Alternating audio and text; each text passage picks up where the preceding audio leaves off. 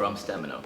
Today, based on my experience, I'm going to talk about some important factors that you should consider in choosing universities and colleges.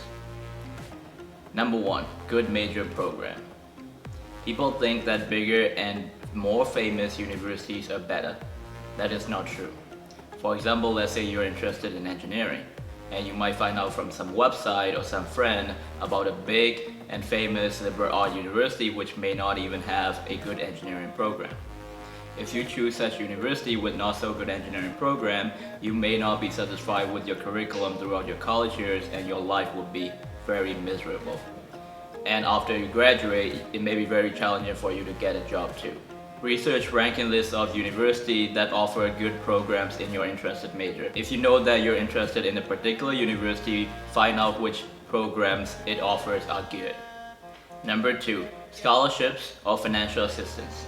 If you or your family can pay for your college education, it may not be important for you. But for many students, financial assistance or scholarships are one of the major decision factors. So after you finalize this list of university that offer a good major program in your interested major and give you admission, then you should choose a university that offer you bigger scholarship or better financial assistance. That way you can study in peace throughout your college years until you graduate. Number 3, weather.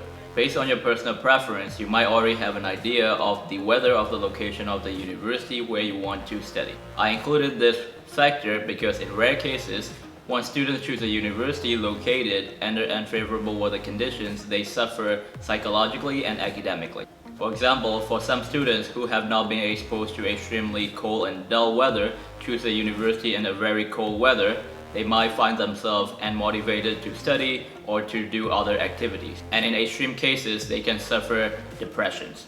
So choose a university located under your favorite weather. Number 4, size or the nature of the university. Generally speaking, in big or research-focused universities, professors' main job description is to do research. They may employ graduate students or online resources to deliver course material to you.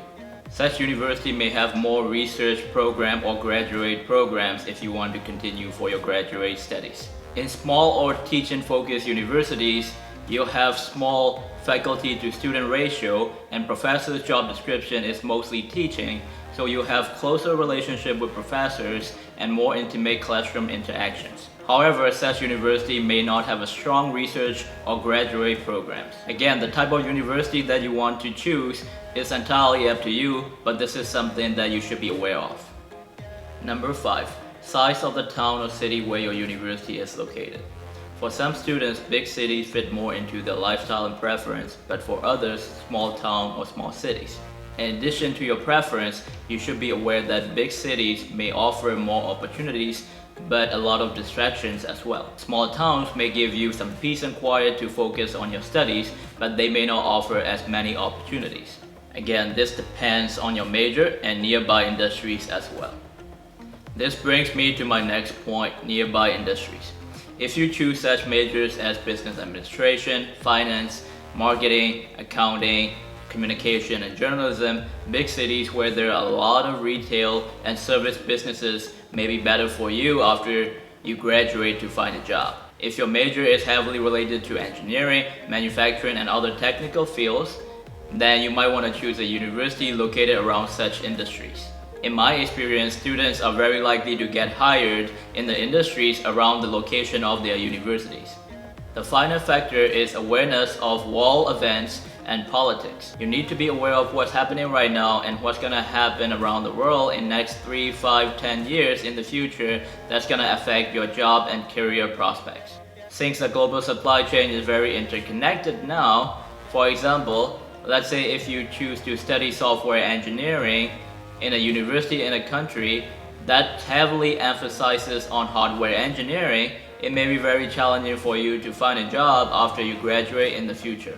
It'd be also wise for you to choose a university in a country where its economy and politics are stable and favorable to your major and your future career. Of course, there may be other factors that are important to you depending on your situation. However, I hope this information would help you make informed and better decisions for your education and career. If you enjoyed this video, please don't forget to follow us on our social media platforms. Thank you very much.